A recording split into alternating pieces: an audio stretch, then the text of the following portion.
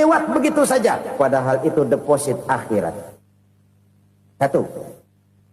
Yang kedua, perbendaharaan surga itu apa? Wa kitmanul musibah, menyembunyikan kesulitan. Kadang orang takut menghadapi kesulitan. Tapi makin kita merenung, hidup ini kan sebenarnya urusan. Takut sama urusan, ya jangan hidup. Tandanya orang hidup itu kalau punya urusan. Urusan melupakan problem. Problem sering menimbulkan kesulitan. Kesulitan bukan untuk ditakuti, tapi untuk diatasi dan dicarikan jalan keluarnya. Siapa sih orangnya yang nggak pernah sulit-sulit? Makin tinggi status sosialnya, makin gede urusannya. Makin tinggi kualitas imannya, makin berat tingkat kesulitannya. Cuma memang yang namanya enak itu seperti pelangi. Biang lala itu nggak pernah di atas kepala kita, di atas kepala orang melulu. Lo sih enak lo, kata kita. Dia juga bilang, yang enak kan lo. Pelangi itu nggak pernah di atas kepala kita. Kata tukang beca, aduh enak ya naik Mercy. Kata tukang beca, apa yang di dalam mobil Mercy? Aduh enak bener tukang beca, di jok ngeringkuk ngorok pulas bener.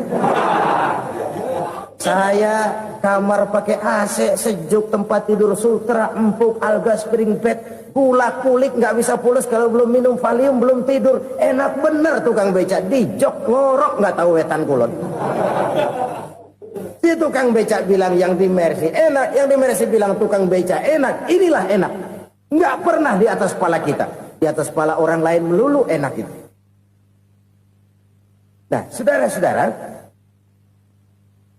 yang merupakan perbendaharaan surga itu orang yang bisa menyembunyikan kesulitan, baik pribadi ataupun rumah tangga. Nih terutama rumah tangga yang jadi soalnya. Kadang-kadang kita ini kalau senang, sebaliknya kalau senang kita diam, kalem aja, cuek. Banyak banget duit kita bawaan, diam aja udah. Malah ketemu orang takut. Tapi begitu susah, sekampung tahu. Padahal Nabi mengajarkan perbendaharaan surga itu menyembunyikan musibah, menyembunyikan kesulitan. Kalau enak, cerita sama orang-orang. Kalau nggak enak, rasain sendiri, tekan sendiri, atasin sendiri. Kita kan sebaliknya. Senang kita diam, asal lagi susah, paling tidak kita nyari teman buat cerita kesusahan. Siapa orangnya yang nggak pernah susah? Cuma soalnya bagaimana kita mengatasi kesusahan itu sendiri. Begitu juga misalnya kalau orang sudah berumah tangga, itu orang tuanya harus menjadi tempat dia cerita yang enak-enak saja. Yang nggak enak rasain berdua, selesaikan berdua, atasin berdua. Jangan dibalik. Asal senang diam, giliran susah saja. Maknya laporan. Terbalik. Bisa menjaga security informasi. Maka nama bayam keluar diam, malah seluitan. Enak amat lo makan daging ayam. Security informasi. Saudara-saudara kaum muslimin rahimakumullah. Ujian yang terberat itu yang pernah diberikan kepada para nabi, para rasul, para aulia, para ulama. Makin tinggi keimanan, makin berat bentuk kesulitan. Ayo saya kemukakan satu contoh saja. Ada seorang nabi yang kaya, nabi kaya, namanya Nabi Ayub. Iblis kalau orang begini kan keki, ibadahnya rajin, kaya. Nih yang kayak begini susah digodain. Kalau ibadahnya rajin, miskin, kali bisa disogok. Sini imannya mantap, ibadahnya rajin, kaya, nabi lagi. Oh, tapi namanya iblis nggak kurang akal. Laporan, Tuhan, kenapa les? Ya ini bahasa saya, bahasa Qurannya sih nggak gitu. Itu hambamu yang namanya Ayub, dia rajin ibadah cuma karena dikasih kaya aja. Coba kasih miskin dia, berhenti dia sembahyang. Ah, kamu bisa aja. Saya tahu Ayub itu hambaku yang ikhlas. Saya buktiin Tuhan, silahkan. Dibuktiin lah, iblis turun ke alam ini. Yang mula-mula dia lakukan, dia rusak sawah ladang Nabi Ayub. Dia binasakan binatang ternak Nabi Ayub. Sehingga dalam waktu singkat, jatuhlah Nabi Ayub dari orang paling kaya jadi orang paling miskin. Beliau masih ibadah di mihrab dalam masjid. Datang iblis. Saudara Ayub, ya, lagi ngapain? Ibadah. Nyembah Allah, nyembah Allah. Oh, percuma. Kenapa? Tuhan yang ente sembah nih, dia udah bikin miskin ente. Sawah ladang ente hancur lebur, binatang ternak binasa. Sekarang ente jadi orang paling miskin. Ngapain nyembah Tuhan kayak begitu? Tekor. Udah berhenti dah ibadah, berhenti ibadah. Ini iblis sama Tuhan laporannya lain, yang dikerjakan kepada Nabi Ayub juga lain. Benar begitu iblis, kata Nabi Ayub. Iya, sawah ladang saya habis, buras. Binatang ternak saya binasa, binasa. Saya miskin, bangpak. Apa jawab Nabi Ayub? Bukan innalillahi, ya, ini hebat. Alhamdulillahillazi a'tani wa akhza minni. Segala puji bagi Allah yang telah memberikan harta kepada saya dan sekarang mengambilnya lagi. Alhamdulillah. Allah yang ngasih, Allah yang ambil. Itu mah urusan Allah. Iblis cuman ibadah jalan terus, sujud lagi Nabi Ayub. Iblis seleher gondok banget. Dasar Nabi nggak mempan dia apa-apain. Miskin malah alhamdulillah. Allah yang ngasih, Allah yang ambil. Jadi kalau kita tidak komit, kita tidak terikat kepada kaya, miskin, senang, susah, apa yang bisa bikin kita susah? Jadikan kekayaan, kemiskinan, jadikan senang, susah sebagai anak buah yang bisa kita atur. Jangan kekayaan ngatur kita, jangan kemiskinan ngatur kita. Kita yang harus mengatur mereka. Senang, susah, kaya, miskin, bahagia, sengsara, jadikan itu anak buah yang bisa kita atur. Kalau sekarang kita kaya, lain saat boleh jadi kita miskin, semiskin-miskinnya. Allah yang ngasih, Allah yang ambil. Tenaga mana yang bisa menghalangi? Ibadah jalan terus. Iblis makin gondok. Dasar Nabi loh. Akhirnya apa? Nabi Ayub dikerjain, diberikan penyakit. Demikian fatal penyakitnya. Bayangin, udah miskin sakit. Masya Allah. Miskin sakit. Sakitnya nggak lama, kira-kira 16 tahun. Istrinya 3, 2 mental minta ceraiin. Ngerawatin laki bengek begini. Senang belum tentu, susah udah pasti nih. Cerai aja, cerai dah. Cerai. Tinggal satu Siti Rahmah yang setia menemani beliau. Sesetia-setianya hati perempuan. Satu saat Siti Rahmah bilang, "Bang, ya, abang kan Nabi, Bang. Lalu, namanya Nabi kan doanya jarang meleset, Bang. Maksud kamu minta kenapa sih sama Tuhan biar abang sembuh, baik dah, Bang?" Siti Rahmah, "Iya. Saya sakit berapa tahun sih dah? 16 tahun, Bang. Sebelum ini saya sehat berapa tahun? Ya kira-kira 60 tahun, Bang. Nah, coba ente banding-bandingin, Rahmah. Saya dikasih sehat 60 tahun, dikasih sakit 16 tahun. Sudah nggak sabar mau doa kepada Allah minta sembuh. Saya malu kepada Allah. Diuji dengan yang luar biasa seperti ini, tidak mengganggu stabilitas kehambaannya. Dia tetap menghamba kepada Allah Subhanahu wa ta'ala. Saudara-saudara kaum muslimin rahimakumullah. Kunci menghadapi kesulitan itu apa? Allah jelaskan dalam satu ayat, wa basyiris sabirin alladzina iza asabathum musibah qalu inna lillahi wa inna ilaihi raji'un. Gembirakan orang-orang yang sabar. Siapa mereka itu? Yang apabila mendapat musibah mereka kembali kepada keyakinan dasar. Segalanya dari Allah dan segalanya akan kembali kepada Allah. Ini konsepsi dasar dari sikap muslim dalam menghadapi berbagai kesulitan. Segalanya dari Allah, segalanya akan kembali kepada Allah. Kalau ini sudah kondisi dasarnya, maka kita akan lapang menghadapi kenyataan bagaimanapun pahitnya. Apakah itu namanya miskin, apakah itu namanya sakit, Bahkan maut sekalipun, segalanya dari Allah, segalanya akan kembali kepada Allah. Ini sikap hidup, bukan sekedar ucapan. Kita kadang-kadang menjadikannya sebagai ucapan. Mulutnya sehingga berhenti, innalillahi wa inna ilaihi rajiun, tapi nangisnya terus gerung-gerungan. Bukan itu, ini kesadaran moral. Kalau segalanya dari Allah, segalanya kembali kepada Allah, kan sebenarnya cuma nunggu giliran. Hari ini saya nyembayangin dia, entah hari apa saya disembayangin orang. Hari ini saya antar dia ke kubur, entah hari apa orang nganterin saya ke kubur. Hari ini saya tahlilkan dia, entah nanti kapan orang tahlilkan saya. Segalanya dari Allah, segalanya akan kembali juga kepada Allah. Oleh sebab itu saudara-saudara, kesulitan bukan untuk ditakuti. Kesulitan justru untuk diatasi, dicarikan jalan keluarnya. Dan tidak ada orang yang tidak pernah mendapat kesulitan. Tidak ada. Semakin tinggi status sosial, semakin tinggi kualitas keimanan, semakin besar juga tingkat kesulitan. Hanya saja bagaimana cara kita mengatasinya.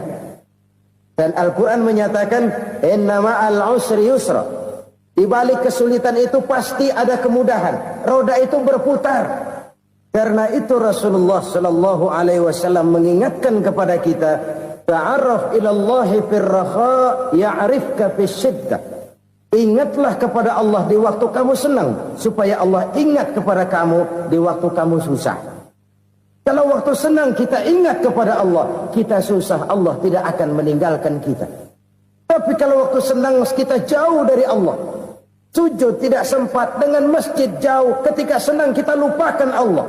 Nanti begitu kita susah, Allah lupakan kita. Dan itu menyakitkan. Oleh karena itu orang-orang tua kita dulu bilang, kalau lagi sehat ingat-ingat lu bakal sakit nanti. Kalau lagi kaya ingat-ingat satu saat kita bakal jatuh miskin. Bahkan kalau lagi muda ingat-ingat kita bakal tua. Dan yang terpenting, kalau lagi hidup ingat-ingat kita bakal mati. Saudara-saudara kaum muslimin rahimakumullah. Jadi yang kedua yang merupakan perbendaharaan surga, menyembunyikan musibah.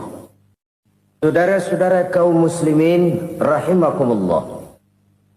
Hal ketiga yang merupakan perbendaharaan surga adalah wasilatur rahmi. Orang yang suka bersilaturahmi. Sebagaimana yang kita maklum bahwa manusia adalah makhluk yang disebut zon politikan.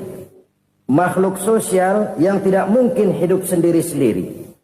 Betapa dan siapapun kita memerlukan orang lain. Bodoh betul manusia kalau tinggal di tengah masyarakat tapi tidak mau bermasyarakat. Merasa hebat sendiri, pintar sendiri, gagah sendiri, kaya sendiri. Mungkin kalau mati juga ngubur sendiri. Jangankan kita di sini. Di sorga saja Nabi Adam waktu sendirian bengong melulu, mondar mandir. Allah tegur dam sepidam. Ini kalau bahasa saya. Iya Tuhan, sepi ini nggak ada coret-coretan pisan ini. Diciptakan Siti Hawa baru anteng Nabi Adam. Itu di sorga. Cobalah. Umpamanya saudara tinggal di Jakarta nih. Kayak bener. Apaan aja di Jakarta punya saudara dah. Jembatan Semanggi ambil. Monas, Buntel bawa pulang. Hotel-hotel ambil semua. Cuman tinggal di Jakarta sendirian, apa enaknya? Betapa dan siapapun kita perlu orang lain. Tidak ada seorang pun yang bisa memenuhi kebutuhan hidupnya secara sendiri-sendiri. Nah, Islam telah menyelamatkan manusia dari ras diskriminasi. Mengikat manusia dengan persaudaraan yang berlandaskan kepada akidah. Karena itu dianjurkan bersilaturahmi. Bahkan Nabi menyatakan, man arada ayyubsata lahu fi rizqihi wa yunsa'a fi atharihi falyasil rahimah. Siapa yang kepengen diluaskan rezekinya dan dipanjangkan usianya, banyaklah ia bersilaturahmi. Siapa yang kepengen dimudahkan rezekinya, hendaknya ia banyak bersilaturahmi. Kalau banyak teman, kesulitan kan paling tidak ada tempat cerita. Udah susah, sendirian, kita pikirin diri, nggak ada tempat tukar pikiran. Cepet banget sama bengek. Dilawan sendiri. Nah, secara makro kita bisa berkata, tidak mungkin ada kemenangan kalau tidak ada kekuatan. Tidak ada kekuatan kalau tidak ada kesatuan dan persatuan. Tidak mungkin ada kesatuan dan persatuan tanpa semangat silaturahmi. Kalau umat Islam mau menang, dia harus kuat. Kalau umat Islam mau kuat, dia harus bersatu. Kalau umat Islam mau bersatu, dia harus membudayakan silaturahmi ini. Bahkan sampai-sampai kata Nabi, kalau bisa cari nilai tambah. Apa? Silman koto'ak. Bersilaturahmilah kau kepada orang yang marah denganmu. Masya Allah, indahnya ajaran agama kita. Orang yang marah pun kepada kita, kata Nabi, kalau bisa bersilaturahmilah kepadanya, kepada orang yang marah itu. Di situ nilai tambah. Cuman jujur nih hadis, ngucapinnya gampang, ngamalinnya yang berat banget. Orang marah sama kita, kita disuruh silaturahmi. Ada apa malu? Lu marah, ada gue marahan lagi. Gue pikirin. Saudara-saudara kaum muslimin rahimakumullah. Tapi ini yang diajarkan, bahkan ini yang dicontohkan oleh baginda Rasul.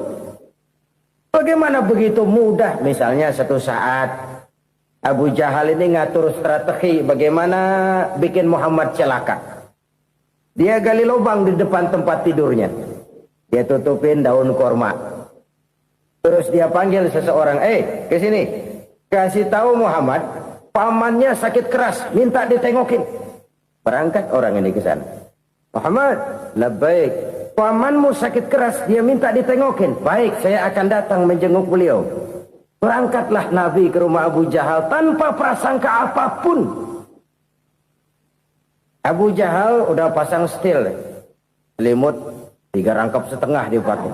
Persis kayak orang meriang. Tapi sembari ngintip dari balik selimut. Begitu Muhammad buka pintu, nah, masuk perangkap nih. Muhammad jalan menuju tempat pembaringan. Makin lama makin dekat, makin lama makin dekat. Makin dekat ke lubang yang dipasang oleh Abu Jahal itu. Dalam hati Abu Jahal, terus dah jatuh, mampus dah lo ini. Mampus lo hari ini nih. Apa yang terjadi? Malaikat Jibril datang. Muhammad, pamanmu cuma pura-pura sakit. Di depan tempat tidurnya ada lubang perangkap supaya kamu jatuh ke situ. Sudah, kamu pulang. Balik kanan Nabi. Sudah hampir jatuh ke lubang, balik kanan, pulang. Bayangin kecewanya Abu Jahal. Muhammad dikit lagi. Enggak paman, saya pulang aja. Emosi bangun dari tempat tidur, enggak sadar kalau lagi pura-pura sakit. Lompat ngejar Nabi, dia lupa dengan lubang yang dia gali. Serak, nyemplung sendiri ke dalam lubang.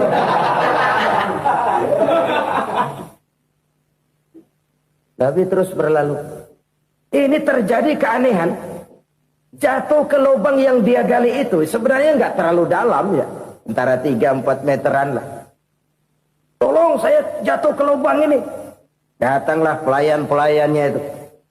Angkat saya dari sini. Yang ngulurin tambang. Satu gulung, belum juga nyampe itu tambang. Kurang, beli lagi ke warung. Sambung, ulur lagi, nggak juga bisa sampai. Wah, ini kerjaan Muhammad ini. Tolong, siapa salah seorang kamu ke rumah Muhammad, kasih tahu encangnya kecebur. Minta ditolongin. Sampaikan kepada Rasul. Kenapa? Pamanmu jatuh ke lubang, Muhammad minta tolong diangkatin. Tambang udah nyambung-nyambung nggak nyampe juga. Ya, nanti saya datang, saya tolong. Coba. Nyata-nyata orang berniat jahat mau mencelakakan dia. Datang dia menolong. Ini yang disebut air tuba dibalas air susu ya ini. Bukan sebaliknya. Air tuba dibalas air susu. Paman, kecebur ya? Iya Muhammad, tolong ini. Pegang tangan saya. Nabi ulurkan tangannya. Nyampe. Dipegang oleh Abu Jahal. Diangkat ke atas. Sampai atas, apa kata Abu Jahal? Sihirmu memang hebat Muhammad. Udah ditolongin dikata sihir. Yang enak kita kemplang kan itu orang begitu. Urusan apa? Tapi inilah akhlak. Kalau bisa kamu bersilaturahmilah dengan orang yang marah kepadamu sekalipun. Orang marah kita tetap baik. So, kalau kita berbuat baik sama orang yang memang baik, rasanya sih biasa-biasa aja. Orang baik kita baik lagi, ya draw aja, belum ada nilai tambah di situ. Baru ada nilai tambah kalau kita bisa berbuat baik kepada orang yang nyakitin kita. Itu namanya kita setingkat di atas dia. Dia sakitin kita, kita berbuat baik sama dia. Dia pelit sama kita, kita baik sama dia. Dia marahin kita, kita deketin dia. Di situ kita punya nilai tambah. Jadi siapa yang ingin diluaskan rezekinya, kata Nabi, dan dipanjangkan umurnya, hendaklah ia banyak-banyak bersilaturahmi. Sederhana sebenarnya silaturahmi, tapi silaturahmi membangkitkan semangat kesatuan dan persatuan. Kesatuan dan persatuan melahirkan kekuatan. Dalam matematika 1 ditambah 1 pasti 2. Tapi di tengah masyarakat, 1 orang takut ditambah 1 orang takut, hasilnya jadi 2 orang setengah berani. Kenapa setengah berani? Karena udah berdua. Tadi pan takut sendirian. Kalau dia kumpul turu-turu takutlah jadi berani. Kita yang lemah, kita yang tidak berdaya, kita yang miskin, kalau mau kompak bersatu, apa yang nggak bisa kita kerjain? Apalagi tinggal di kota besar, pilihan cuma 2. Bertahan atau minggir. Bertahan atau minggir. Untuk bisa bertahan harus mampu bersaing. Untuk mampu bersaing harus punya keahlian. Keahlian harus ditunjang dengan pendidikan, ditambah oleh kekompakan sebagai umat. Udah miskin mencar mulu, orang injak kita. Orang nggak pandang urusan apa malu. Oleh karena itu, silaturahmi pada hakikatnya merupakan roh dari ukhuwah yang diajarkan oleh agama kita. Bagaimana Islam menyelamatkan masyarakat manusia dari ras diskriminasi, mengikat manusia, dan tidak ada persaudaraan yang lebih indah selain persaudaraan yang diikat dengan nilai-nilai akidah. Sepanjang orang di jalan Allah, itulah saudara kita. Keluar dia dari jalan Allah, selesailah persaudaraan sampai di situ. Karena itu, kalau ingin menyimpan sesuatu di surga, banyaklah bersilaturahmi. Datang ke rumah ini, datang ke rumah itu, dan lain sebagainya. Itu simpanan kita di akhirat nanti. Ini yang ketiga. Saudara-saudara, yang keempat, perbendaharaan surga itu apa? Wa qawlu la hawla wa la quwwata illa billah. Ucapan la hawla wa la quwwata illa billah. Ibadah kan ada yang berat, modalnya besar. Bangun masjid berat, modalnya besar. Bangun rumah sakit berat, modalnya besar. Ada ibadah yang berat, tapi modalnya ringan. Misalnya puasa. Puasa itu berat, mengendalikan nafsu. Kalau sekedar nggak makan, nggak minum sih enteng. Mengendalikan nafsu. Itu jihad terbesar, tapi kan modalnya ringan, cuma niat saja. Ini ibadah berat, modalnya ringan. Ada ibadah yang ringan, modalnya juga enteng. Seperti termasuk ucapan la haula wa la quwwata illa billah. Tanpa sadar, la haula wa la quwwata illa billah. Nyelengin tuh di surga. Nyelengin, kita nggak terasa. Nyelengin simpenan akhirat. La haula wa la quwwata illa billah. Nyimpan lagi. Kaget, la haula wa la quwata illa billah, nyimpan lagi, banyak simpanan. Walaupun sebenarnya yang dimaksud di sini adalah kesadaran batin bahwa tidak ada daya dan kekuatan kecuali Allah. Itu intinya. Kita memulai pekerjaan disunahkan baca bismillah, kan begitu. Apa itu? Kesadaran moral. Bahwa ini saya bisa kerjakan. Saya kerjakan ini dengan menyebut nama Allah. Kenapa? Kalau Allah tidak memberikan daya dan kekuatan, mana mampu saya kerjakan ini. Maka saya kerjakan ini dengan menyebut nama Allah. Bismillah. Kesadaran moral. Manusia hanya wajib berusaha, tapi nggak pernah wajib berhasil. Banyak hal-hal yang kalau kita renungkan secara rasio, nggak mungkin Tapi jadi kenyataan. La haula wa la quwata illa billah. Tidak ada daya dan kekuatan kecuali bagi Allah semata-mata. Kesadaran moral akan kelemahan dan keterbatasan makhluk bernama manusia. Kadang kita kagum dengan otak, tapi kita sering lupa sama yang bikin otak. Padahal bagaimanapun hebatnya otak, yang bikin otak pasti lebih hebat dari otak. Nggak percaya, silahkan otak-otakan. Inilah kecenderungan. Kita kagum dengan pesawat-pesawat mutakhir, bukan main, besi gede banget terbang itu. Alangkah hebatnya. Lalu apa yang bikin otak tidak lebih hebat dari itu semua? Kita puji laut. Apa yang bikin laut tidak lebih hebat dari laut itu? La haula wa la quwata illa billah. Tidak ada daya dan kekuatan kecuali Allah. Apa yang bisa kita lakukan kalau tidak karena daya dan kemampuan yang diberikan oleh Allah kepada kita? Lahirlah sikap tawadu, rendah hati, tidak melonjak menjadi angkuh dan sombong, sadar akan kelemahan dan keterbatasan diri. Sebagai makhluk yang diciptakan oleh Allah Subhanahu wa taala. Jadi satu sisi ini ucapan yang berpahala, la haula, jadi wiridan. Pada sisi lain ini kesadaran moral, sikap mental, kesadaran batin bahwa yang punya daya dan kekuatan itu cuma Allah. Kita nggak pantas untuk sombong, sebab sombong itu pakaiannya Allah. Kita nggak sedang pakai pakaian Allah, kegedean. Dan makin kita renungi, makin terbentur. Apa sih yang bisa kita sombongin? Kita mau sombong apa? Kaya, pintar, itu kan semua relatif. Di atas langit masih ada langit lagi. Jadi oleh karenanya, marilah kita menyadari. Manusia hanya wajib berusaha, tapi tidak pernah wajib berhasil. Yang berusaha saja tidak wajib berhasil, apalagi yang tidak berusaha. Islam bukan agama orang pemalas yang selesai sholat lalu enggelohom, enggelenggem ayem-ayem. Tapi Islam bukan agama orang sombong yang setelah berusaha lalu tidak memerlukan Allah. Kita bisa saja bikin proyeksi, tahun sekian kita bakal panen besar menurut perhitungan otak. Tapi ada kejadian lain. Apa? Tikus ngambek. Habis itu dimakanin tikus, panen gagal. Proyeksi rasional gagal oleh tikus-tikus yang ngambek itu. Bisa saja terjadi. Tahun depan kita panen besar, urung. Kenapa? Musim panas panjang. Dan sekarang ini koran-koran bikin berita musim mengalami penyelewengan. Bukan cuma manusia yang nyeleweng sekarang. Musim pakai nyeleweng. Mestinya kan musim hujan udah selesai. Masih hujan-hujan juga. Musim. Nah sekarang kita boleh bikin proyeksi. Kita bakal panen besar. Tahu-tahu musim panas panjang.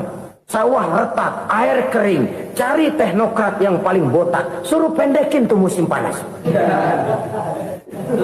La haula wa la quwata illa billah. Inilah kesadaran moral. Saudara, saya teringat satu saat ada seorang konglomerat. Umurnya ya kira-kira 70-an. Satu saat dia ditanya oleh wartawan, "Pak, umur Bapak berapa sih?" "Ya paling 10 tahun." 10 tahun? 10 tahun? Anak Bapak berapa orang? Aduh. Satu saja? Satu. Harta Bapak berapa? Ya paling-paling bangsa 7 juta kali. 7 juta? Iya. Pak, kenapa Bapak bohongi saya? Bapak punya buku biografi. Koran-koran, majalah-majalah banyak memuat cerita riwayat hidup Bapak. Saya tahu umur Bapak 70. Kenapa bilang cuma 7 tahun? Saya tahu anak Bapak 8. Kenapa cuma bilang 1? Saya tahu harta Bapak miliaran, mungkin triliunan. Pabrik di mana-mana, bank di mana-mana. Kenapa bilang uang Bapak cuma 7 juta? Nah, kata si konglomerat tadi, kamu benar nak, kamu benar. Umur saya kalau jumlahnya memang 70 nak. Cuman ingat-ingat saya, baru 7 tahun terakhir ini saya sujud. Baru 7 tahun terakhir ini saya berusaha dekat dengan Allah. Saya laksanakan perintahnya. Saya jauhi larangannya. 7 tahun inilah rasanya yang ada nilainya di hadapan Allah. Yang 63 tahun matong, kelabu, kelem umur gue. Habis untuk maksiat, untuk munkarat. Maka ketika ditanya tadi, umur saya 7 tahun itu. Oh begitu Pak. Oh iya. Lalu anak Pak. Anak bapak kan 8. Kenapa bilang cuma 1? Nah, kalau jumlah hitungannya memang anak saya 8. Tapi dari 8 orang ini rasanya cuma 1 nih. Yang bakal jadi buah hati, belahan jantung. Pelanjut cerita, penerus sejarah. Bakal jadi anak soleh yang akan mendoakan saya. Cuma 1 rasanya anak saya ini yang bakal jadi buah hati saya. Besar-besaran saya. Yang akan mendoakan di kubur saya. Yang akan mendoakan di akhirat saya. Yang 7 orang mana? Masya Allah, yang 1 tenggeng, yang 1 nyekek botol lolo, yang 1 nggak karu-karuan. Makanya saya bilang 1 anak saya yang akan bisa mendoakan saya. Oh begitu Pak. Iya. Nah harta Pak, harta Bapak kan triliunan. Pabrik Bapak di mana-mana. Uang Bapak hampir di tiap bank-bank besar. Kenapa bilang cuma 7 juta? Betul kau nak. Harta saya kalau jumlahnya memang miliaran, triliunan mungkin. Tapi yang saya ingat baru 7 juta tuh yang saya belanjakan di jalan Allah. Saya nyumbang masjid, saya santuni yatim piatu, saya bantu pembangunan pesantren, saya bantu pembangunan rumah sakit Islam. Itu yang akan saya bawa pulang ke akhirat, yang 7 juta itu. Yang triliunan itu nanti akan diperebutkan oleh anak-anak saya sebagai waris saya. Jadi harta saya 7 juta itu yang bakal nemenin saya di akhirat. Yang akan saya bawa pulang jadi teman saya. Saudara-saudara kaum muslimin. Jangan-jangan orang tua itu adalah kita-kita ini.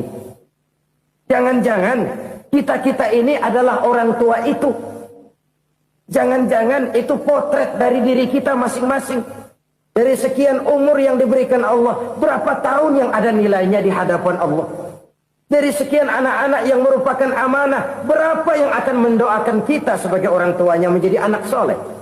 Dari sekian banyak harta yang diberikan Allah, berapa yang akan kita bawa pulang menghadapnya nanti, yang kita belanjakan di jalan Allah? Ini sebuah potret kehidupan. Karena itu kita kembali kepada la haula wa la quwata illa billah. Kita wajib berusaha, kita wajib berikhtiar. Selebihnya, segala daya dan kekuatan hanya milik Allah saja semata-mata. Satu kesadaran batin dari setiap pribadi muslim. Setelah ia berusaha dan berikhtiar, ia menyerahkannya kepada Allah Subhanahu wa ta'ala. Jadi, satu sisi ini merupakan wiridan ucapan yang mengandung pahala. Pada sisi lain, ini merupakan sikap batin dari seorang muslim di dalam ia menghadapi realitas kehidupan ini. Saudara-saudara kaum muslimin, rahimakumullah. Kalau ini kita jadikan satu basis kehidupan, maka ini akan menyelamatkan manusia dari kemungkinan tergelincir menjadi orang yang lupa diri dan lupa darat. Sebab itu Imamul Ghazali berpesan, jadidis safinah fa innal bahra amiq wa khuziz zad fa inna safara ba'id wa khaffifil hamla fa innal hamla sadid. Perbarui selalu kapalmu karena lautan sangat dalam. Bawa bekal yang banyak karena perjalanan ini sangat jauh. Ringankan beban karena kebanyakan beban akan menyakitkan. Alangkah indah kalimat ini, alangkah dalam makna yang terkandung di sana. Perbarui selalu kapalmu karena lautan sangat dalam. Apa artinya ini? Jaga mentalmu baik-baik. Pelihara imanmu baik-baik. Karena hidup penuh cobaan. Seperti lautan. Kita kalau berlayar di lautan kan kadang-kadang tenang. Angin bertiup sepoi-sepoi basah. Jika malam datang bintang gemintang bertabur menghias cakrawala. Rembulan memantulkan sinarnya dengan indah. Dalam keadaan begitu berlayar enak. Tapi lain saat ombak menggunung, halilintar menyambar, angin topan bertiup. Berapa banyak sudah saudara-saudara kita yang tenggelam di lautan dunia. Tanpa sadar bahwa dia belum sampai kepada pantai yang akan dituju. Berapa banyak sudah Saudara-saudara kita yang tenggelam di lautan dunia ini tanpa sempat bangkit lagi. Dia menyangka sudah sampai kepada tujuannya. Hati-hati kapal jangan sampai bocor karena lautan sangat dalam. Iman ini jaga baik-baik karena hidup penuh dengan ujian. Wa khuzizat fa inna safara ba'id. Bawa bekal yang banyak karena perjalanan sangat jauh. Saudara mau ke Bandung, bawa duit. Saudara mau ke Surabaya, banyakkan lagi duitnya.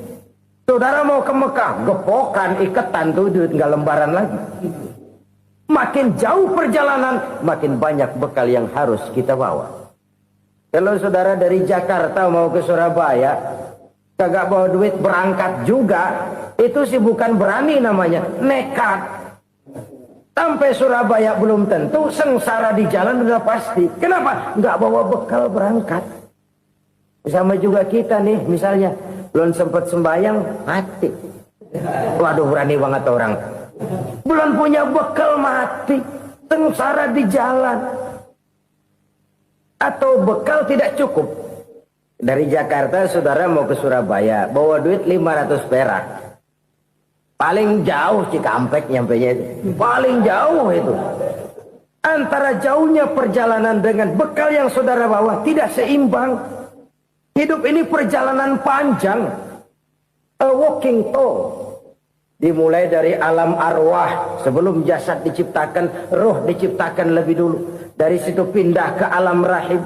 Dari alam rahim pindah ke alam dunia. Dari alam dunia pindah ke alam barzah. Baru menuju akhirat. Satu perjalanan panjang.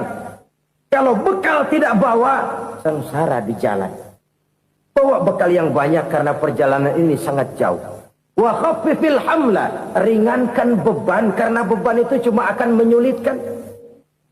Kalau bekal itu sih keperluan, tapi beban nggak kita perluin, cuma ngeberat-beratin. Apa ini beban? Dosa, kecurangan, kebatilan, kezoliman, ketidakadilan, kesewenang-wenangan. Itu akan jadi beban kita di akhirat. Alangkah celakanya, perjalanan panjang, bekal tidak bawa, beban kelewat banyak, alamat sengsara di jalan. Pahala tidak ada, dosa berlipat ganda. Na'udzubillah, summa na'udzubillah. Kalau kita rangkum nasihat Al-Ghazali dengan kisah si konglomerat tadi, kita akan mengambil kesimpulan. Pertama, bekal terbaik dalam menghadapi gejolak kehidupan ini tidak lain adalah iman. Yang kedua, pahala dan dosa. Dua hal kontroversial. Pahala adalah bekal, dosa adalah beban.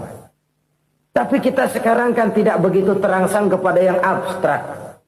Orang berlomba mencari yang konkret-konkret saja. Yang real. Kalau memang dosa, benjol dong. Kira-kira begitu. Kira-kira begitu. Persis orang Yahudi dulu. Orang Yahudi itu kan pernah minta kepada Nabi Musa. Ya Musa, lan nu'mina laka hatta narallaha jahrah. Musa, kami nggak bakal mau beriman kepada Allah kalau belum kami lihat Allah ada nongkrong di depan kami. Kalau memang Tuhan ada, taruh dong di depan kami. Mau yang konkret-konkret saja. Kalau memang dosa, benjol dong. Kalau memang pahala, berasa dong. Orang terangsang kepada yang real, yang konkret-konkret saja. Karena itu, untuk mengejar dosa, orang mau bayar. Tapi untuk mengejar pahala, walaupun tidak bayar, orang segan. Ini yang dikatakan oleh Nabi, kamu mengharapkan ke surga, tapi kamu berat melaksanakan sesuatu yang bisa membawa kamu ke surga. Kamu ingin jauh dari neraka, tapi tiap saat kamu lakukan perbuatan-perbuatan yang justru menjerumuskan kamu ke neraka. Idda'aitum an-najata minan nar wa ramaitum fiha anfusakum. Kamu ingin selamat dari neraka, tapi kamu lemparkan diri kamu ke neraka. Kamu ingin masuk surga, tapi berat sekali kamu melakukan perbuatan-perbuatan yang bisa menyampaikan kamu di surga. Saudara-saudara kaum muslimin, rahimakumullah. Jadi hal keempat yang merupakan perbendaharaan surga adalah la haula wa la quwwata illa billah. Satu sisi ini merupakan ucapan yang memperberat timbangan akhirat. Pada sisi lain ini merupakan sikap hidup seorang muslim, kesadaran batin yang sangat dalam bahwa tidak ada daya dan kekuatan kecuali Allah. Dan itu kita simbolkan pada saat memulai pekerjaan dengan Bismillah, dengan menyebut nama Allah. Satu kesadaran moral, saya hanya bisa melakukan ini karena diberikan daya dan kekuatan oleh Allah. Lahirlah sikap tawadu, rendah hati, tidak melonjak menjadi angkuh dan sombong. Saudara-saudara, sampai sini dulu jumpa kita kali ini. Semoga 4 perbendaharaan surga ini dapat kita lakukan, yang kelak akan merupakan bekal kita di kemudian hari nanti. Amin ya rabbal alamin. Bapak-bapak, ibu-ibu, saudara-saudara kaum muslimin rahimakumullah. Di dalam kehidupan kita sebagai seorang muslim, minimal 5 kali dalam sehari semalam kita mendengar seruan untuk mendirikan solat yang disebut azan. Ada kalimat menarik di dalam kalimat azan itu, yakni seruan hayya 'alal falah, marilah menuju kepada keberuntungan, marilah meraih kemenangan. Seruan ini adalah kecenderungan dari setiap manusia, apapun warna kulitnya. Artinya, setiap orang dalam hidup selalu ingin meraih dan mencari kemenangan. Kemenangan akan melahirkan kepuasan batin, dan kepuasan batin memberikan kebahagiaan. Sedangkan kekalahan melahirkan penderitaan batin, dan penderitaan batin menjerumuskan seseorang di dalam berbagai bentuk kerugian. Jikalau inilah seruan azan, maka masalahnya ialah apa yang menyebabkan kita meraih kemenangan. Al-Quranul Karim memberikan tuntunan dan ajaran kepada kita bahwa orang-orang yang memperoleh kemenangan itu tidak lain adalah orang-orang yang bertakwa. Hanyalah mereka yang bertakwa kepada Allah Subhanahu wa ta'ala pada akhirnya akan tampil sebagai pemenang. Lalu siapa orang yang bertakwa itu? Dijelaskan dalam awal-awal Al-Baqarah, orang yang bertakwa yang akan meraih kemenangan. Pertama, alladzina yu'minuna bil ghaib, yaitu orang-orang yang beriman kepada yang gaib. Percaya bahwa ada alam yang gaib, alam yang abstrak, alam yang tidak bisa dijangkau oleh salah satu daripada panca indera kita. Mereka percaya dan beriman kepada adanya malaikat, beriman kepada adanya iblis dan jin, beriman kepada adanya alam kubur, beriman kepada adanya alam mahsyar, beriman kepada adanya alam akhirat, beriman kepada adanya sorga dan neraka. Beriman bukan cuma sekedar beriman dalam ucapan bibir saja, tetapi beriman yang nilai iman itu mampu mewarnai gerak dan gaya hidupnya. Iman yang meresap sampai ke tulang sumsum, kemudian memberikan dampak positif di dalam kehidupan manusia. Alam, kita tahu, adalah sesuatu yang selain Allah, dan Allah bukanlah alam. Apapun namanya selain daripada Allah, itu adalah alam. Alam pada hakikatnya terbagi menjadi 2. Ada alam syahadah, alam nyata, alam konkret, alam yang bisa dijangkau oleh salah satu indera kita. Kemudian ada alam ghaib, alam yang tidak bisa dijangkau oleh panca indera kita, alam metafisika, alam abstrak, alam yang wajib kita imani keberadaannya. Kita percaya bahwa malaikat itu ada, kita percaya kepada jin, bahwa jin itu ada, kita percaya kepada adanya iblis dan setan. Bukan percaya kepada iblis dan setannya, percaya bahwa iblis dan setan itu ada. Itu termasuk salah satu daripada sifat orang yang bertakwa kepada Allah. Saudara-saudara kaum muslimin rahimakumullah, kecenderungan pembangunan yang lebih bersifat materialistis biasanya menggeser aspek kehidupan rohani. Orang berpikir empiri, dan dalam pola pikir yang demikian maka alam gaib tidak lagi mendapat perhatian. Aspek kehidupan yang bersifat rohaniah malah mulai ditinggalkan. Akibatnya terjadilah kepincangan di dalam kehidupan kita. Pernah ada satu pengalaman pribadi dalam perjalanan kembali ke tanah air. Dalam pesawat di sebelah kanan saya duduklah seorang Jerman namanya Heiner Simonsen. Iseng saya ajak kenalan, saya ajak ngobrol, saya tanya dia. Saya bilang, Mas Heiner ini, kalau pesawat yang kita tumpangi ini jatuh ke bawah, kira-kira apa yang bakal terjadi, Mas? Dia bilang, kita semua akan mati. Begitu? Iya. Oke. Apa itu mati? Tanya saya. Dia bilang, untuk tahu apa itu mati, kita harus tahu lebih dahulu apa itu hidup. Saya pikir nih bule bisa ngomong juga. Baiklah kata saya. Apa hidup menurut Anda itu?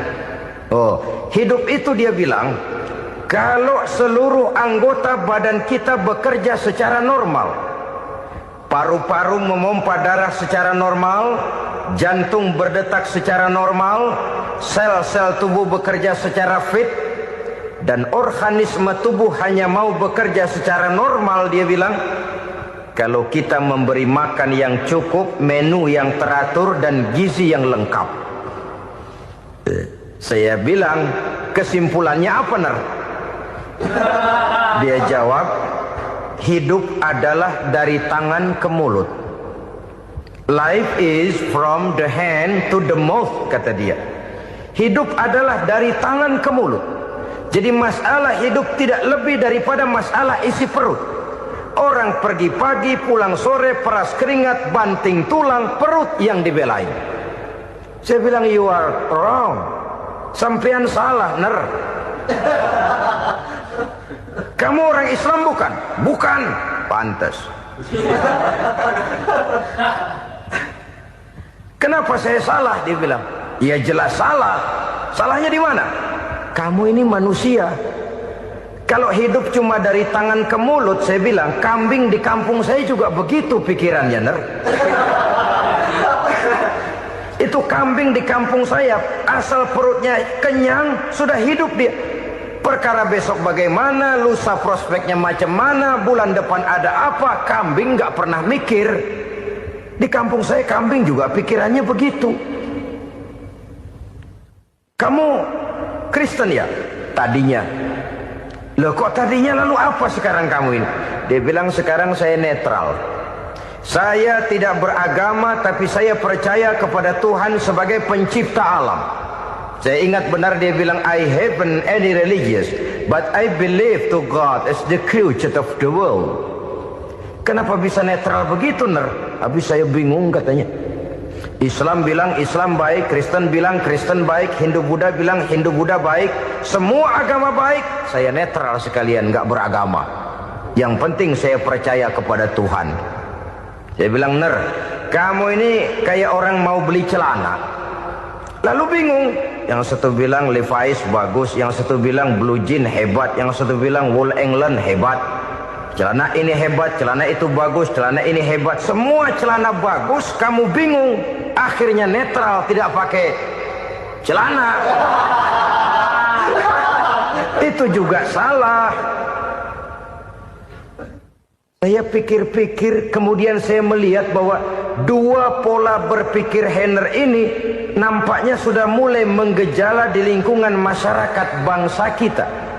Disadari atau tidak, secara jujur kita harus berkata, dua pola pemikiran Heiner ini mulai berkembang di tengah masyarakat bangsa kita. Pertama, pola pikir materialisme. Hidup adalah dari tangan ke mulut. Masalah hidup tidak lebih masalah isi perut.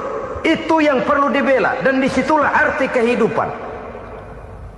Pergi pagi, pulang sore, peras keringat, banting tulang untuk mempertahankan perut. Kalau sudah kemari cara orang berpikir, maka buat apa percaya kepada yang gaib? Untuk apa sholat? Untuk apa puasa? Untuk apa zakat?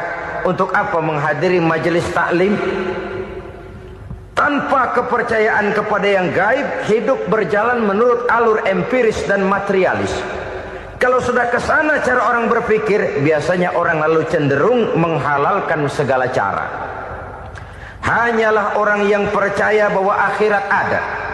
Hanyalah orang yang percaya bahwa alam kubur itu ada. Hanyalah orang yang percaya bahwa malaikat itu ada, hidupnya akan lebih terarah dan terkendali.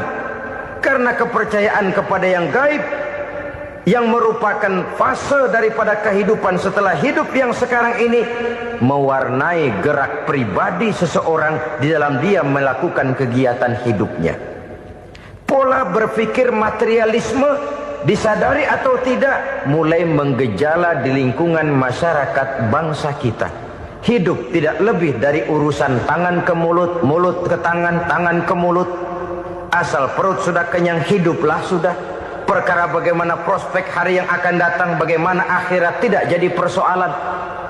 Ini yang oleh Nabi diperingatkan, ad-dunya sijnul mu'min wa jannatul kafir. Dunia adalah penjara bagi orang beriman dan surga bagi orang kafir. Dulu di zaman Belanda hadis ini pernah disalah tafsirkan, disalah artikan, digunakan sebagai senjata untuk mengkebiri dan membuat impoten umat Islam. Sudahlah umat Islam gak usah macam-macam, kata Belanda. Dunia ini kan penjara buat orang Islam, surga buat orang kafir. Di penjara jangan bertingkah.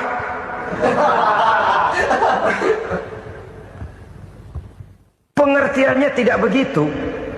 Dunia adalah penjara bagi orang mukmin. Artinya dalam kehidupan dunia seorang mukmin tidak bebas memperturutkan hawa nafsunya. Di penjara hawa nafsunya itu. Sebaliknya, surga bagi orang-orang kafir. Buat orang kafir, surgalah dunia ini. Mereka bebas memperturutkan hawa nafsunya. Dilarang tidak terlarang, dicegah pun tidak tercegah. Mereka hidup menurut alur bisikan nafsu mereka sendiri. Kemudian bila ajal datang, maut merenggut nyawa, selesailah surganya sampai di situ. Maka bagi orang-orang yang tidak percaya kepada adanya akhirat, kepada adanya alam gaib, surganya sebatas umurnya. Sekali lagi, surganya sebatas umurnya. Bila umur selesai, ajal pun datang merenggut nyawa, selesailah sudah surganya sampai di situ. Alangkah pendeknya perjalanan orang-orang yang tidak percaya kepada alam gaib ini. Bagi kita mukmin, jikalau kita mampu memenjarakan hawa nafsu, kita bisa bahagia di dunia ini. Dan Islam memang tidak menyuruh kita sengsara di dunia. Raih dunia, kejar dunia, gapai dunia sebagai alat untuk mencapai kebahagiaan di akhirat nanti. Hidup adalah satu perjalanan panjang yang terbentang sejak kita terlahir dari alam rahim sampai kepada alam akhirat nanti. Andai kata kita gagal meraih kebahagiaan di dunia, toh kita masih punya akhirat. Tapi jangan jadi dalil yang melemahkan semangat. Biarin dah kita di dunia kebelangsak, yang penting akhirat. Akhirnya dunia benar-benar kebelangsak. Bagaimana dunia ini bisa kita raih? Dan bagaimana meraih dunia untuk menunjang kepentingan akhirat nanti? Yang kedua, dari pikiran Heiner yang saya lihat menggejala di lingkungan masyarakat bangsa kita, timbulnya manusia-manusia netral. Seolah-olah Tuhan yes, agama no. Sama Tuhan percaya, agama ogah. Tuhan ngangguk, giliran agama godeng. Padahal hampir dalam setiap ayat dalam Quran, kata-kata amanu biasanya bergandeng dengan wa amilus sholihat. Iman dan amal soleh. Ini sebagai isyarat Tuhan dan agama jangan pernah dipisah-pisah. Apabila kita bertuhan, maka kita harus beragama. Apabila kita beragama, maka agama itu harus bersumberkan dari Tuhan yang kita imani itu. Tidak mungkin kita pisah, Tuhan yes, agama no. sama Tuhan percaya tapi agama bikin sendiri. Sembayangnya cukup bengong 2 jam madep ngulon.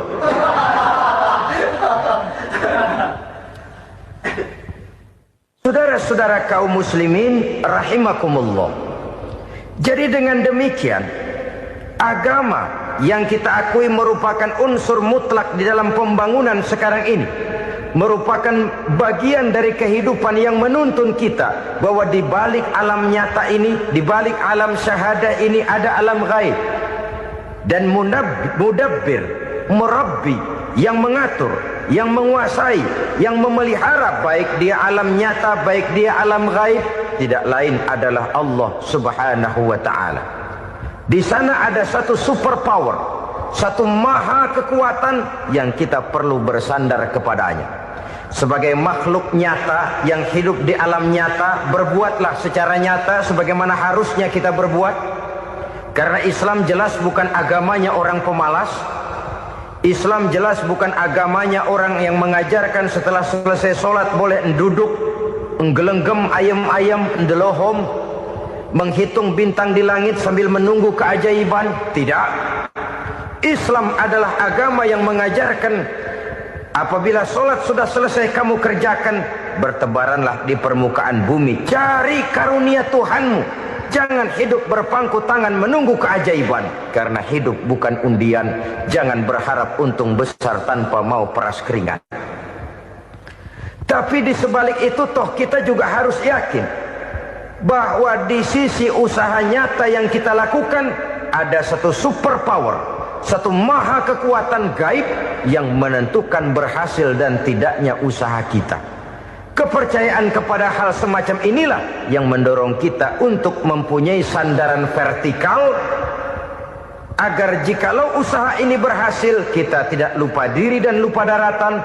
Jikalau usaha ini gagal, kita tidak putus asa dan buruk sangka, tidak cupik pandangan dan sempit hati, tapi mampu melihat persoalan dengan kacamata putih sambil husnuzon kepada Allah Subhanahu wa ta'ala. Kita percaya malaikat itu ada. Ada yang namanya raqib dan atid, mengawasi gerak hidup kita sampai kepada gerak hati kita. Ini memberikan sugesti agar kita berhati-hati. Tidak sejengkal tanah pun kita bisa berlindung dari pengawasan raqib dan atid.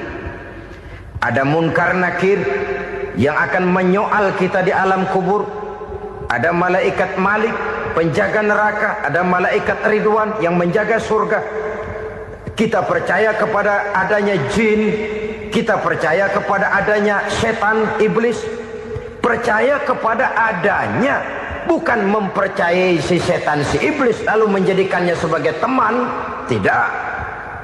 Percaya bahwa mereka itu ada dan merupakan makhluk Allah yang gaib, yang diciptakan Allah Azza wa Jalla. Kepercayaan kepada alam gaib memberikan motivasi terhadap gerak lahir manusia, sehingga dengan motivasi kepercayaan kepada yang gaib, gerak lahir jadi lebih terarah, jadi lebih terpelihara. Pernah seseorang bertanya, "Pak, apakah adanya akhirat bisa dibuktikan secara ilmiah?" Saya bilang tidak bisa, tidak bisa. Kenapa? Karena yang berangkat nggak pernah pulang kembali lagi. Kalau dia pulang kemari bisa kita tanya bagaimana enak di sono. Cuma secara moral saya katakan, lebih beruntung orang yang percaya kepada akhirat daripada yang tidak. Sekarang saudara percaya akhirat ada, lalu saudara baik-baik di dunia, sholat, puasa, zakat, menolong orang lain, menebarkan kebajikan. Saudara mati, andai kata akhirat tidak ada, toh dalam hidup saudara sudah berbuat baik. Paling tidak nama saudara akan dikenang sebagai orang baik. Sebaliknya, saudara percaya, kata saya, bahwa akhirat tidak ada, lalu hidup semau-maunya, tenggelam dalam maksiat dan munkarat, menentang Allah, tidak mau ruku dan sujud. Lalu saudara mati, kemudian akhirat ada, ayo mau apa? Bekal tidak punya. Jadi secara moral lebih beruntung orang yang percaya kepada adanya akhirat daripada yang tidak percaya. Dan itu alam gaib yang tidak bisa dibuktikan secara eksat.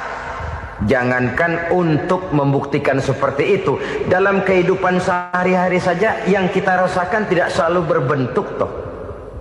Angin, bagaimana sih bentuknya angin? Kita tidak tahu. Merah, buktinya kalau dikerok merah. Yang merah itu kulit, yang kulit kita bukan anginnya. Sakit, rasa sakit itu ada, tapi bagaimana bentuk sakit? Kita nggak pernah tahu. Kalau kita makan cabai pedas, bagaimana bentuk pedas itu tidak ada, tapi rasa ada. Bentuk pedas hijau, cabainya bukan pedasnya. Tidak semua yang kita rasakan bisa kita gambarkan dalam bentuk yang konkret. Oleh karena itu, sekali lagi bahwa kepercayaan kepada alam yang gaib mampu memberikan satu sugesti yang menata kehidupan seseorang lebih lurus, lebih terarah, dan lebih terkendali. Maka wajar kalau kepercayaan kepada yang gaib mengantarkan seseorang untuk meraih kemenangan. Kenapa? Dia percaya kepada yang gaib, bahwa akhirat ada, bahwa alam kubur ada, bahwa pertanggungan jawab itu ada. Maka dia lalu tidak hidup saenae udele dewe itu loh. Tidak hidup menurut seleranya sendiri, terarah, teratur. Ini cirinya yang pertama. Orang bertakwa yang akan meraih kemenangan, mereka beriman, mereka percaya kepada yang gaib. Bahkan hal-hal konkret saja selalu berangkat dari yang gaib. Saudara-saudara, para remaja, para pemuda sekarang ini tidak pernah tahu toh siapa yang akan jadi teman hidup saudara. Kita bisa saja ngerancang, mentargetkan, tapi toh akhirnya yang namanya jodoh bukan kekuasaan kita. Rezeki di luar kemampuan kita. Begitu juga ajal.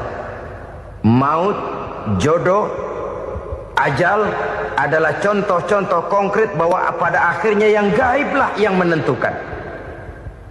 Bertahun-tahun ngelancong, emang jodoh seret, nggak jadi.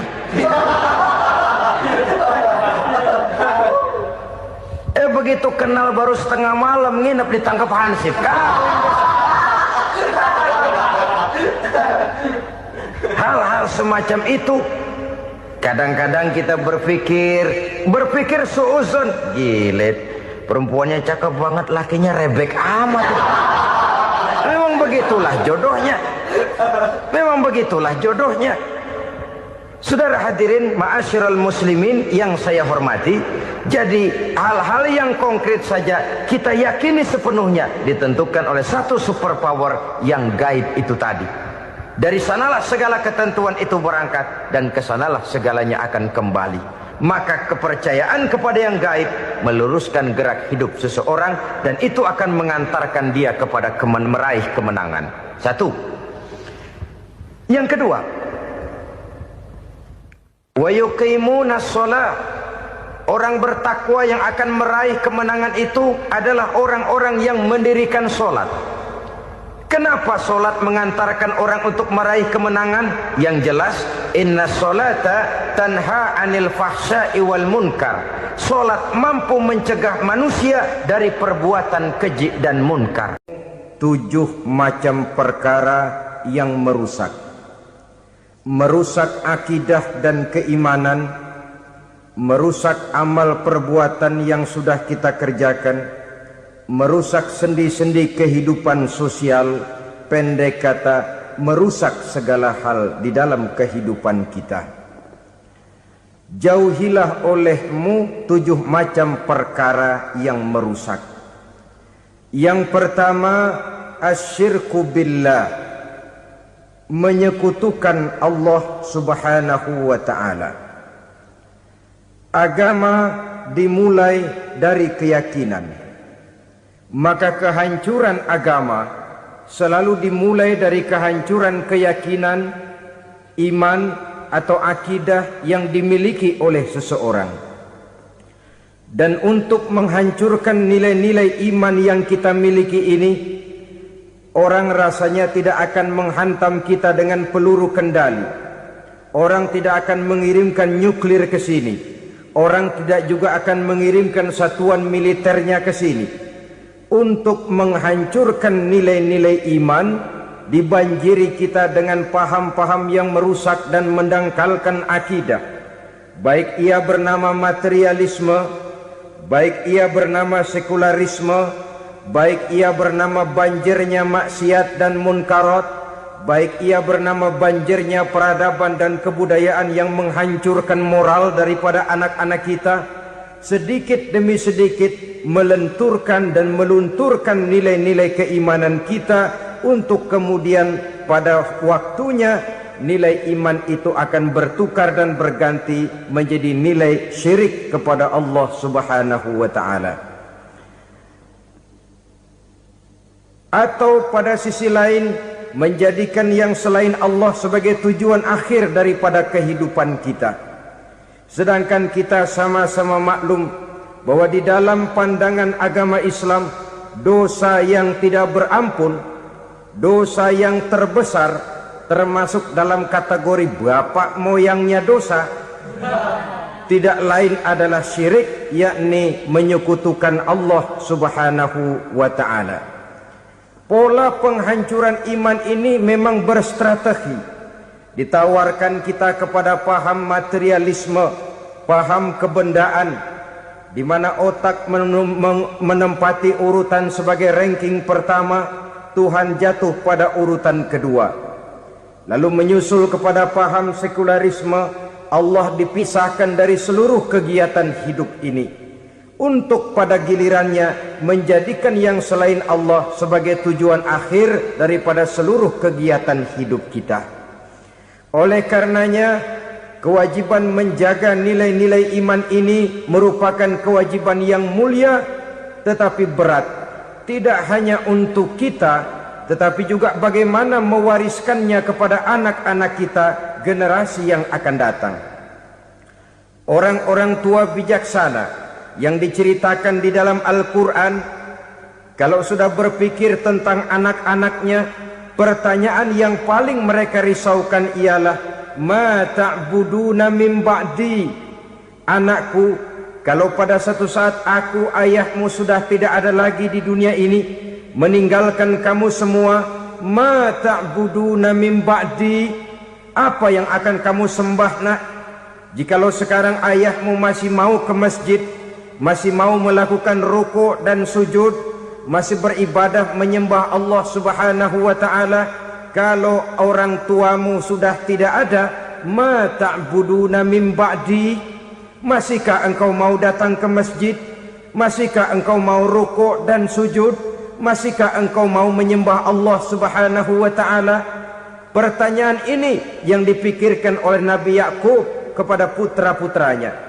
Pertanyaan ini yang diteruskan oleh Nabi Ibrahim kepada anak-anaknya. Pertanyaan ini yang diwariskan oleh generasi ulama salafus saleh kepada para generasi berikutnya. Bagaimana kita generasi sekarang? Kita orang-orang tua sekarang bukan berfikir ma ta'buduna min ba'di, malah yang kita fikirkan ma ta'kuluna min ba'di. Kalau bapak tidak ada nanti kamu makan apa nak?